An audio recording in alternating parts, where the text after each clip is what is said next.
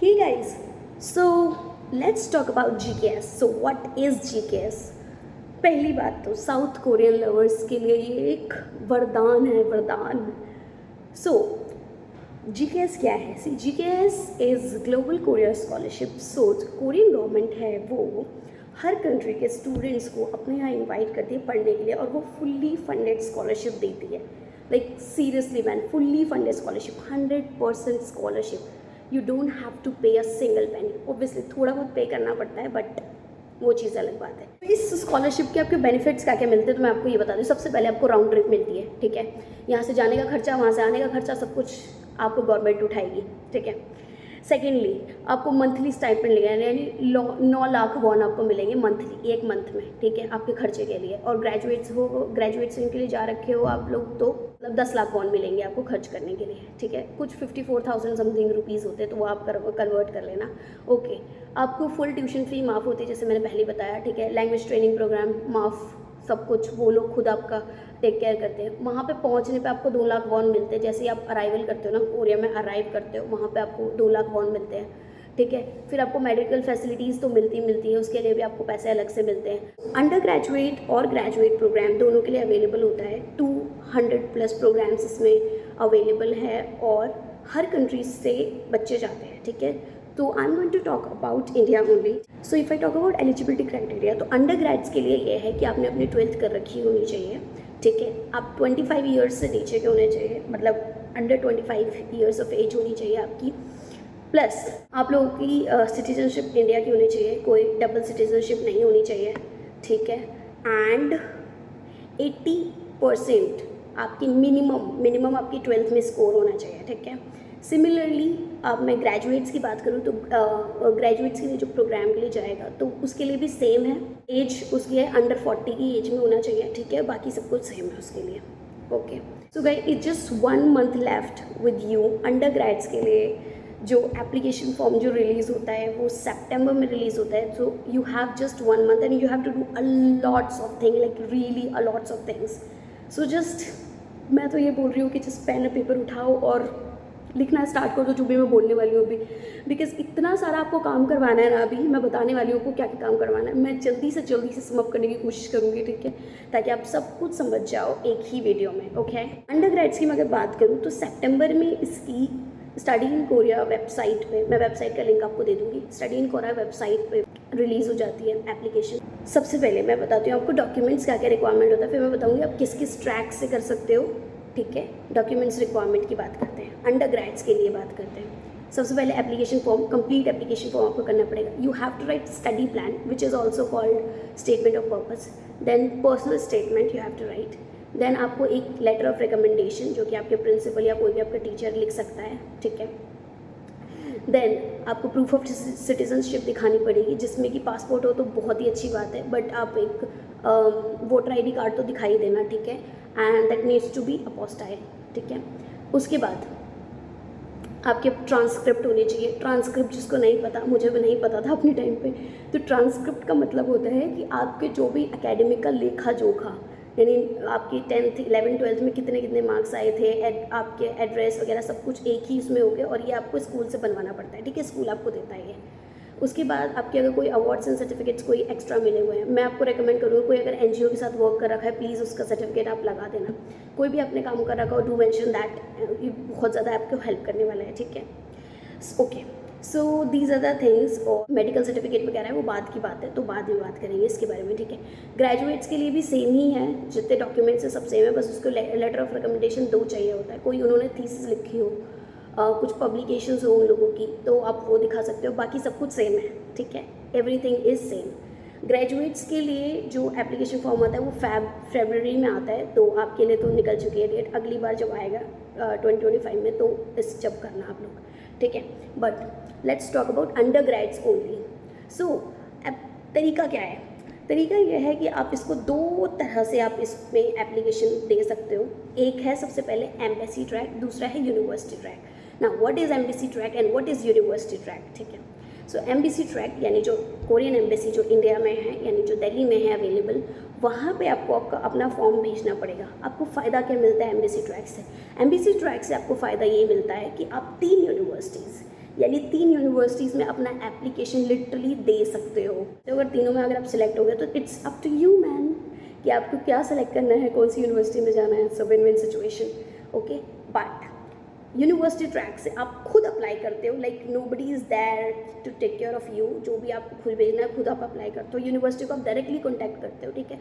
अगर यूनिवर्सिटी का आपको पसंद आ जाता है तो यूनिवर्सिटी हाँ करती है और आप ओनली एक ही यूनिवर्सिटी में उस समय अप्लाई कर सकते हो। तो this is like drawback if I talk about university track. तो this is drawback of university track कि आप एक ही यूनिवर्सिटी में अप्लाई कर सकते हो। अगर आपको नहीं हुआ तो नहीं हुआ, और इसलिए एमबीसी ट्रैक ज़्यादा प्रेफरेबल बोला जाता है, ठीक है।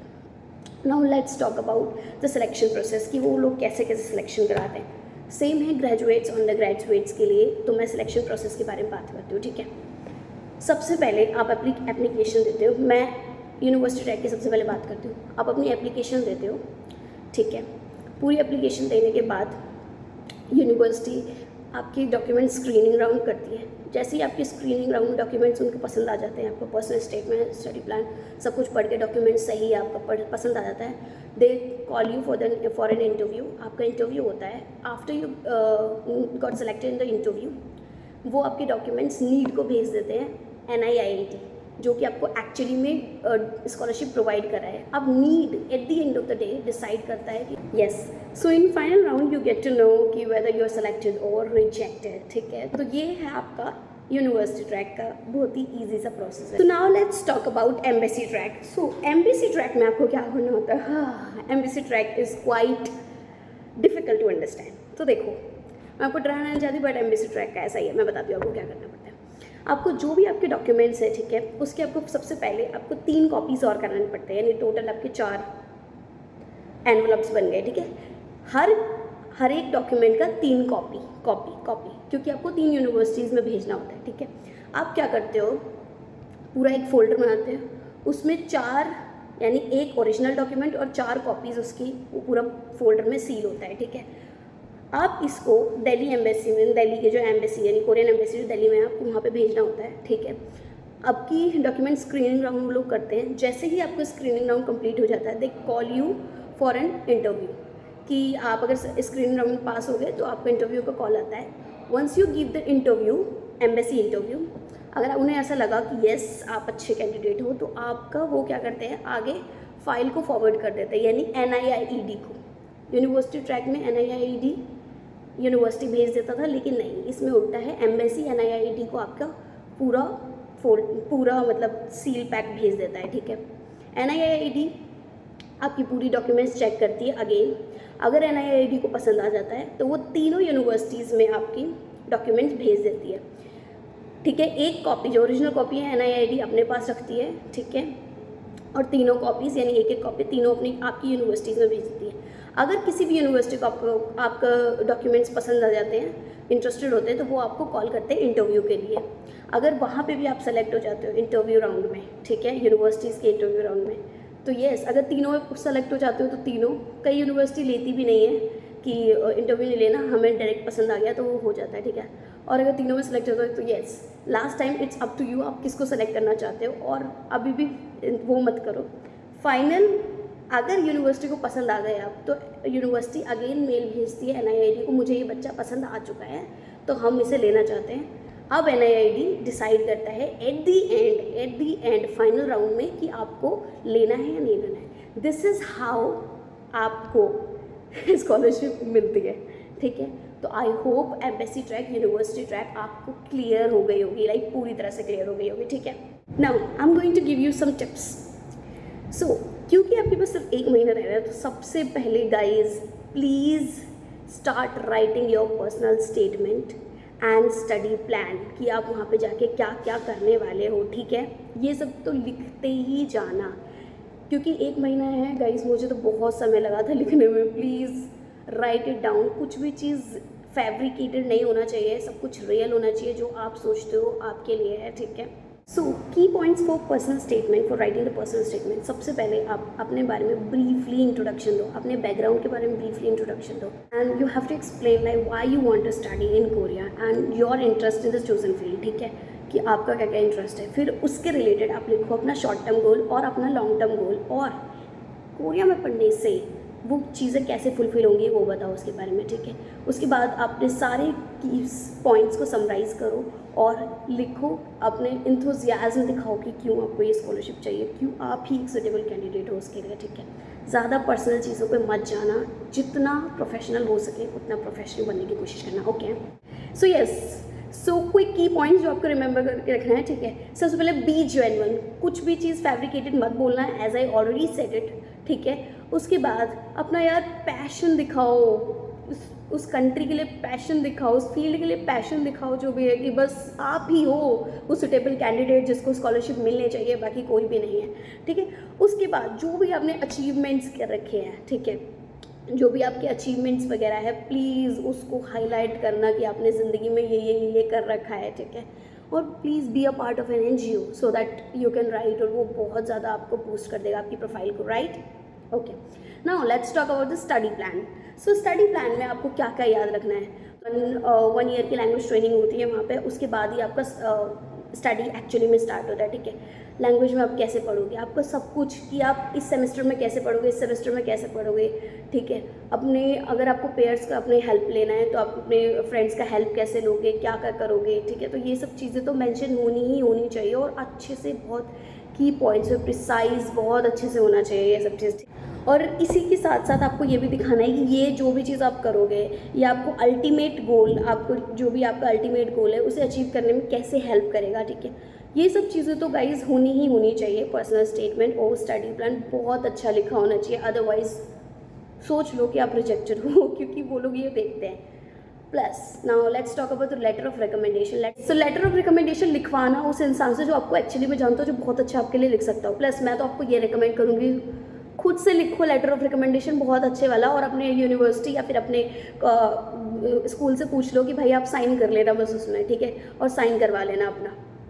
और ऐसा दिखना चाहिए कि आपने उसे लेटर खोला नहीं है बिल्कुल भी, उसे सील पैक करके उस पर स्टैंप लगा के साइन करवा लेना। ये सब चीज़ें तो आपको करनी ही करनी है, ओके। और अगर आपके पास प्रूफ ऑफ सिटीजनशिप यानी डॉक्यूमेंट्स वगैरह रेडी नहीं है, please do make them ready, because वो लोग नहीं पूछेंगे आपसे।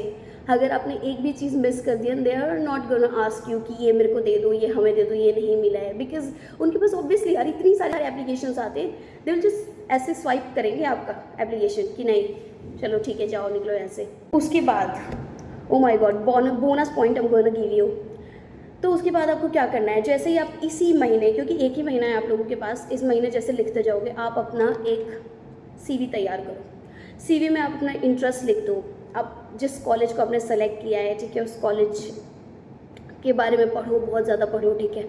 उसके बाद आप पूरी एक मेल अपना प्रिपेयर करो, और मेल में आपका इंटरेस्ट, आप क्यों वहाँ पे जाना चाहते हो, क्या आप गोल है आपके आगे, ठीक है, आप उस यूनिवर्सिटी को क्यों सेलेक्ट किया, ये सब चीज़ें अपना इंटरेस्ट वगैरह लिखो। और ये उस यूनिवर्सिटी, उस पर्टिकुलर यूनिवर्सिटी के विच यू हैव सेलेक्टेड, वहाँ पे जाओ प्रोफेसर सेक्शन में, वहाँ पे प्रोफेसर के आपको एक्चुअली में ऑफिशियल मेल मिलेगा, प्लीज़ डू मेल दैम। अगर एक भी प्रोफेसर ने अगर आपको मेल दे दिया, मेल बैक अगर आपको कर दिया, आपको रिस्पॉन्स दे दिया, तो दे विल राइट यू एक रिकमेंडेशन लेटर, वो आपको देंगे। और अगर आपको वो रिकमेंडेशन मिल गई तो ये तो सोच लो कि like okay you are going to get it, like 50% chances आपके बढ़ जाएंगे कि आपको स्कॉलरशिप मिलने वाली है, क्योंकि प्रोफेसर खुद बोल देगा कि yes I want a student in my campus, okay. So please guys mail करना मत भूलना, लाइक डेली 5 बजे उठ के, क्योंकि वहाँ का टाइम 3.5 घंटे आगे, तो 5 बजे उठ के प्लीज़ करते रहो, मेल करते रहो, किसी एक का तो आएगा। और अगर उन्होंने रिकमेंडेशन लेटर, उन्हें बोलो कि प्लीज़ मुझे रिकमेंडेशन लेटर दे दो, मैं यहाँ पे अप्लाई करने वाली हूँ, ये, और आप उसमें अपने SOP और इसमें मेंशन कर सकते हो दैट पर्टिकुलर टीचर का नाम, ठीक है। सो ये हो सकता है, ओके। और उनको बोल दो कि मेरे एप्लीकेशन वहाँ पे जाने वाली है, तो आप उसको टेक केयर करना, ठीक है। सो ये है आपका बोनस पॉइंट जो आपको करना ही करना है, ठीक है। So study in Korea website पे आपके यूनिवर्सिटीज़ आते हैं, कौन कौन यूनिवर्सिटी, हर यूनिवर्सिटी पार्टिसिपेट नहीं करती, कौन कौन सी यूनिवर्सिटी पार्टिसिपेट करती है, उसमें आपका मेजर है या नहीं है, आपको वो देख लेना है। सो यूनिवर्सिटीज़ की अगर मैं बात करूँ तो 2 टाइप की यूनिवर्सिटीज़ होते हैं, जिसमें A कैटेगरी और B कैटेगरी में बांटा गया है। A कैटेगरीज़ की यूनिवर्सिटी वो होती है जो कि सारी सोल में है, यानी जो कैपिटल है साउथ कोरिया की, ठीक है, जो सोल में है। B कैटेगरीज़ की वो होती है यूनिवर्सिटी जो कि सोल से बाहर है। तो आपके लिए तो ये रिकमेंडेशन है कि B कैटेगरी की एक यूनिवर्सिटी ज़रूर सेलेक्ट करना, ठीक है, क्योंकि ए कैटेगरी में डिफ़िकल्ट होता है लेना एडमिशन, और ये मैंडेटरी है कि बी कैटेगरी का एक होना चाहिए, बाकी 2 आप सोल वेलर यानी ए कैटेगरी का ले सकते हो, ठीक है। सो अगर आप एम्बेसी ट्रैक से कर रहे हो तो यू हैव टू टेक एक बी कैटेगरी से, बाकी फिर ए कैटेगरी से आप ले सकते हो, और किसी भी इन दोनों में से सेलेक्ट कर सकते हो 2 यूनिवर्सिटी, ठीक है। एक तो मैंडेटरी है बी कैटेगरी से लेना। अगर आप जा रहे हो यूनिवर्सिटी ट्रैक से तो आपको ऑब्वियसली आपको क्या हो सकता है, आप दोनों में से यानी ए कैटेगरी और बी कैटेगरी दोनों में से कोई भी ले सकते हो। लेकिन मैं आपको ये बता दूं, ए कैटेगरी में काफ़ी डिफिकल्ट हो जाता है लेना, बिकॉज ऑब्वियसली सोल में है और बहुत नामी गामी यूनिवर्सिटीज़ है वो, सो बहुत सारी एप्लीकेशन वहाँ के लिए आती है, सो इसलिए आप देख लेना अपना, ठीक है, कि आपको कौन सी पसंद आ रही है। प्लस उस यूनिवर्सिटी के बारे में यार रिसर्च अच्छे से कर लेना, उसकी हिस्ट्री क्या है, वहाँ पे क्या क्या रिसर्चेज हुई हैं, कौन से प्रोफेसर सबसे अच्छा, जो भी आपके फील्ड से रिलेटेड एवरीथिंग कोरिया के बारे में जान लेना, ये सब आपके इंटरव्यू में बहुत ज़्यादा हेल्प करने वाला है, ठीक है। यस, सो डॉक्यूमेंट्स पे आते हैं तो कुछ लोग बोलते हैं कि ओरिजिनल कॉपी को नोटराइज कराना है, ओरिजिनल पे मत कराना गाइस, कलर कॉपी, ओरिजिनल की कलर कॉपी बनवाना, उसको आपको अपोस्टाइल करवाना है। अपोस्टाइल आपको करवाना है प्रूफ ऑफ सिटीजनशिप अपोस्टल करेंगे, पासपोर्ट को आपको अपोस्टल कराने की कोई ज़रूरत नहीं है, ठीक है। आपके मार्कशीट यानी 10th to 12th की मार्कशीट को अपोस्टाइल करवा लेना, ठीक है। और आपकी जो भी अदर मार्कशीट यानी जो भी आपके अचीवमेंट्स वगैरह उसको अपोस्टाइल कराने की ज़रूरत नहीं है, वो आप वैसे कैसे ही दे सकते हो, ठीक है। अपोस्टाइल बेसिकली होता है इसलिए ताकि उस पर एक वैलिडेशन आ जाए कि yes this is the real certificate, ऐसा नहीं है कि कोई फेक है इसमें, ठीक है। तो इसलिए ताकि वो इंडिया से बाहर काम कर जाए, इसलिए अपोस्टाइल करवाते हैं। तो ये चीज़ें तो आपको अपोस्टाइल करवानी है, और अपोस्टाइल का कोर्स एक्चुअली में ज़्यादा होता है। आप देख लेना, अगर उन्होंने ये बोला हो कि फर्स्ट राउंड में आप ओनली नोटराइज भेज सकते हो, तो नोटराइज तो 10-20 रुपये में हो जाता है, लेकिन अपोस्टाइल महंगा होता है, बहुत महंगा होता है, लिटरली 500-600 रुपये का एक डॉक्यूमेंट होता है। इसलिए मैं आपको यही करूँगी कि एक बार आप ना चेक कर लेना कि उन्होंने गाइडलाइंस में अपनी क्या दिया है, ठीक है। गाइडलाइंस उन्होंने बोला है कि आपको नोटराइज भेजना है या फिर आपको अपोस्टाइल भेजना है करवा के अपने डॉक्यूमेंट्स को, ठीक है। So yes, these are the things, जो बहुत इंपॉर्टेंट डॉक्यूमेंट्स हो उसको आप करवा लेना, ठीक है, अपना नोटराइज और अपोस्टाइल जो करवाना ही करवाना है, नहीं तो they are not going to accept that. और कलर्ड कॉपी रखना प्लीज़ अपनी, ठीक है। बाकी अपना मेडिकल असेसमेंट होगा, वो बाद में होगा जब आप सेलेक्ट हो जाते हो, तब वो नीड मांगता है आपका मेडिकल असेसमेंट, तो वो आपको बाद में करवाना पड़ेगा। वो खुद बताते हैं कि आपको कहाँ से करवाना है मेडिकल असेसमेंट, तो ये सब चीज़ें हैं। यस, अगर आपके पास टॉपिक लेवल यानी हाँ यस, वन थिंग जो आई मिस्ड इट, अगर आपके पास कोई भी लैंग्वेज की प्रोफिशिएंसी सर्टिफिकेट है, या फिर आइल्स है, या फिर टॉफिल है, या फिर आपके पास टॉपिक है, टॉपिक यानी कोरियन लैंग्वेज का टेस्ट होता है, अगर इसके पास आपकी कोई भी एक सर्टिफिकेट है, प्लीज़ यार उसको लगा देना, because that is going to help बहुत ज़्यादा, ठीक है। और वहाँ पे अगर आपको नहीं भी आती लैंग्वेज, अगर नहीं भी आती फिर भी कोई बात नहीं, वो 1 साल का लैंग्वेज ट्रेनिंग प्रोग्राम देते हैं। वहाँ पे आपको टॉपिक लेवल जैसे आप कंप्लीट करते हो 5 टॉपिक लेवल अगर आपका आ जाता है, तो गाइस आप लोगों को पैसे मिलते हैं, लाइक लिटरली ये लोग फिर से पैसे आपको देते हैं। So yes, and transcript request करना मत भूलना अपने कॉलेज, अपने यूनिवर्सिटी से कि भाई हम मुझे ट्रांसक्रिप्ट बना के दे दो, ठीक है, स्कॉलरशिप के लिए। नहीं तो भाई कुछ नहीं होने वाला। मेरे टाइम में मैंने यही गलती की थी, मैंने ट्रांसक्रिप्ट नहीं दी थी, मतलब मुझे पता ही नहीं था व्हाट इज़ ट्रांसक्रिप्ट, और मैंने बोला भी नहीं था, सो क्या बोल सकते हैं। उसके बाद आप जब सारी एप्लीकेशन वगैरह सब कुछ हो जाए आपका, please do prepare for an interview round आपका तगड़ा होने वाला है, तो प्लीज़ प्रिपेयर करना उस चीज़ के लिए आप, ठीक है।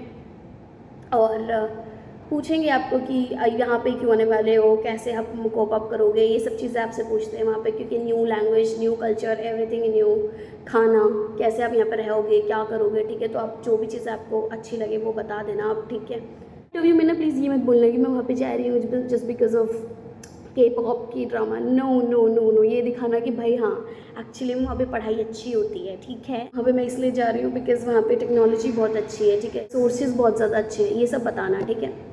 Okay guys, so yes, this was it for the video. Thank you so much for being here for like so long. मुझे इतना सारा झेलने के लिए thank you so much. Do like, subscribe and share to my channel Dessert Soul, and thank you. Bye bye. If you have any doubts, do comments in the video. I'll just let you know everything you need to know. Okay? Bye bye.